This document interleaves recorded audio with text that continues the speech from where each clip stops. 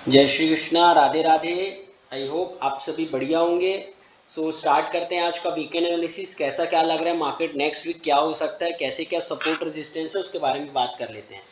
First of all अगर हम Nifty की बात करें तो निफ्टी में एक अच्छा खासा, बहुत अच्छा खासा शार्प अप मूव आया है। बट ठीक है, कोई नहीं, अपॉर्चुनिटी मिस कभी नहीं होती है, मार्केट हमेशा अपॉर्चुनिटी देता है आपको बाय एंड सेल की। फिलहाल इस शार्प रैली में जो पार्टिसिपेट नहीं किया है वो आगे क्या कर सकते हैं उसके बारे में डिस्कस कर लेते हैं। तो निफ्टी बंद हुई है 23,350 पे। तो यहाँ पे हमें अच्छा खासा सपोर्ट दिख रहा है 22,900 के आसपास, और नीचे अगर 22,500 के आसपास अगर हमें एक स्ट्रॉन्ग सपोर्ट दिख रहा है, मार्केट यहाँ पे किसी वजह से भी आ जाती है तो हमें यहाँ पे बाय की अपॉर्चुनिटी फाइंड करने के लिए देख सकते हैं। बात रही रेजिस्टेंस की निफ्टी के लिए, तो निफ्टी का रेजिस्टेंस 23,800 के आसपास है, और ऊपर एक 24,200 का एक हर्डल है। वहां जाके हो सकता है निफ्टी अगर पहुंचती तो वहां जाके थोड़ा टाइम बिताए, थोड़ा सा कंसोलिडेशन हो, थोड़ा सा करेक्शन हो।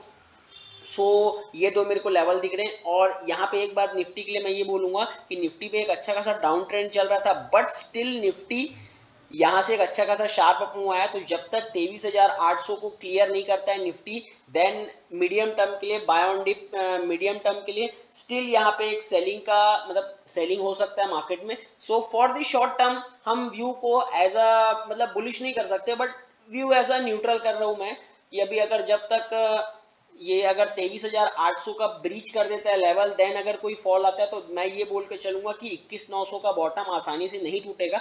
बट स्टिल अभी भी एक हमें कंफर्मेशन लेने की जरूरत है कि मार्केट में 23,800 के ऊपर एक क्लोजिंग आ जाए तो हम ये कह सकते हैं कि मिड टर्म में इंडिया का ये जो 21,900 का अगर ये बॉटम है, मोस्ट प्रोबेबिलिटी नहीं टूटेगा। बट स्टिल व्यू एक न्यूट्रल साइड पे है कि अभी एक बाय की अपॉर्चुनिटी देख सकते हैं नीचे आता है तो। अगर बैंक निफ्टी की बात करें, बैंक निफ्टी में भी अच्छा खासा शार्प अप मूव है, पूरे मार्केट में ही आया शार्प अप मूव। तो दो मेरे को सपोर्ट दिखते हैं, 49,200 49,000 के आसपास है, और एक नीचे 48,300 से 48,000 का एक स्ट्रॉन्ग सपोर्ट जोन है बैंक निफ्टी के लिए। यहाँ पे किसी वजह से कोई करेक्शन आता है, कंसोलिडेशन आता है, तो यहाँ पे एक बार बाय की अपॉर्चुनिटी देख सकते हैं। और बात रही ऊपर रेजिस्टेंस की, तो 51,650 एक स्ट्रॉन्ग रेजिस्टेंस है ऊपर में, 52,000 तक का वो स्ट्रॉन्ग रेजिस्टेंस है। जब तक उसको पार नहीं करता तो स्टिल हो सकता है वहां से एक बार प्रॉफिट बुकिंग, हल्का फुल्का कंसोलिडेशन हो सकता है मार्केट में। बात रही आईटी की, आईटी पे तो बेयरिश व्यू कंटिन्यूस ही मेरा चल रहा है। तो अभी भी स्टिल मेरे को आईटी में भी ऐसा कोई बाइंग का ट्रिगर नहीं दिख रहा है। स्टिल ये है कि भाई ओवर सोल्ड है तो एक थोड़ा थोड़ा बाउंस आ सकता है, but overall structure damage he IT का। आईटी में हमें और थोड़े से नीचे के लेवल मिलते हैं तो हमें देखना चाहिए। बट यहाँ पे आपको एक इंटरेस्टिंग चीज बताऊंगा कि अगर हम मार्टिंगल स्ट्रेटेजी लगाते हैं तो उसके अकॉर्डिंग लगभग 23-24% का करेक्शन ऑलरेडी निफ्टी आईटी पे हो चुका है। और निफ्टी आईटी एक बहुत अच्छा सेक्टर है for the growth, for the क्या बोलते हैं, इन्वेस्टमेंट परस्पेक्टिव। यहाँ पे एक हम ऐसा है कि यहाँ से भी और अगर कोई फॉल आता है तो हम यहाँ पे इन्वेस्टमेंट के बारे में सोच सकते हैं। अगर 30,000 31,000 के आसपास अगर worst case scenario Nifty IT आ जाता है तो एक अच्छा पॉइंट बन सकता है हमें पैसा लगाने का यहाँ पे।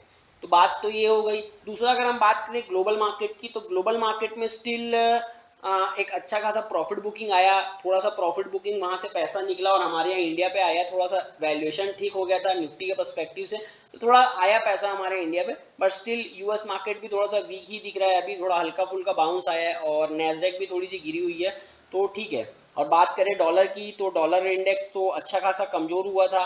हमारा यूएसडी आईएनआर भी एक बढ़िया एक आ गया था लेवल पे। अगर मैं बात करूं तो 80.96 के आसपास, और डॉलर इंडेक्स 104 आ गया। तो जब तक ये दोनों स्टेबल है, मोस्ट प्रोबेबिलिटी ऐसा कोई सेलिंग मार्केट में ट्रिगर नहीं होने वाला है। हो सकता है कि थोड़ा बड़ा प्रॉफिट बुकिंग आए, इनका थोड़ा सा बाउंस आए, तो वो डिप को ऐसा लगता है कि एक बार अभी बाइंग की अपॉर्चुनिटी देख के काम कर लेना चाहिए मार्केट में। और अगर हम बात करें स्मॉल कैप मिड कैप की, जो कि मेन है हमारे लिए, तो स्मॉल कैप में मेरे को अभी अच्छा खासा एक 16,200 का रेजिस्टेंस क्रॉस किया मार्केट। स्टिल ऐसा है कि थोड़ा बहुत अगर हल्का फुल्का प्रॉफिट बुकिंग आता है 15,600 15,500, तो यहाँ पे कुछ बाइंग की अपॉर्चुनिटी देख सकते हैं। स्टॉक्स में अच्छे खासे बेस फॉर्मेशन हो रहे हैं। और स्टिल ये है कि भाई निफ्टी स्मॉल कैप इंडेक्स एक बार 17,000 17,500 टेस्ट कर सकता है ऊपर में, क्योंकि मार्केट में ओवरऑल स्ट्रेंथ है, इतनी अच्छी गिरावट के बाद में एक अच्छा खासा बाइंग है।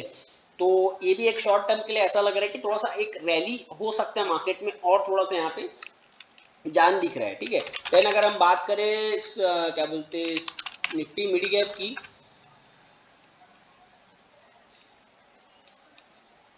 सोलह, बस थोड़ा सा नेट स्लो चल रहा है, पता नहीं क्या दिक्कत है।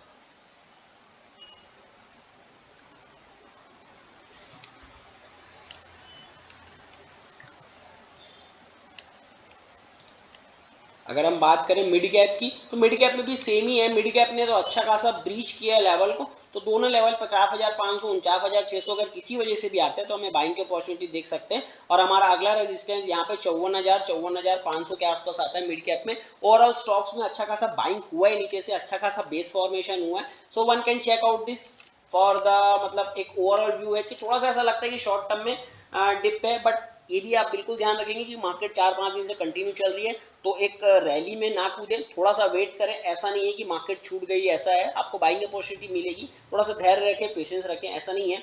सो और हमने ये भी बोला था हमारे क्लाइंट्स को, ये भी बोला था कि भाई आप लोग ईटीएफ के द्वारा क्या बोलते हैं एसआईपी करते रहो, क्योंकि नीचे के लेवल पे पैनिक में जिस दिन पैनिक मिले उस दिन आप एवरेज करो, क्योंकि मार्केट में कभी भी शार्प रैली होगी ना तो पकड़ना इम्पॉसिबल हो जाएगा, एटलीस्ट फॉर दी स्टॉक्स बहुत ज्यादा इंपॉसिबल है। बट अगर आपने ईटीएफ नीचे पे एवरेज किया तो अच्छे खासे 5-6-7% के प्रॉफिट में हमारे क्लाइंट्स अभी बैठे हुए हैं।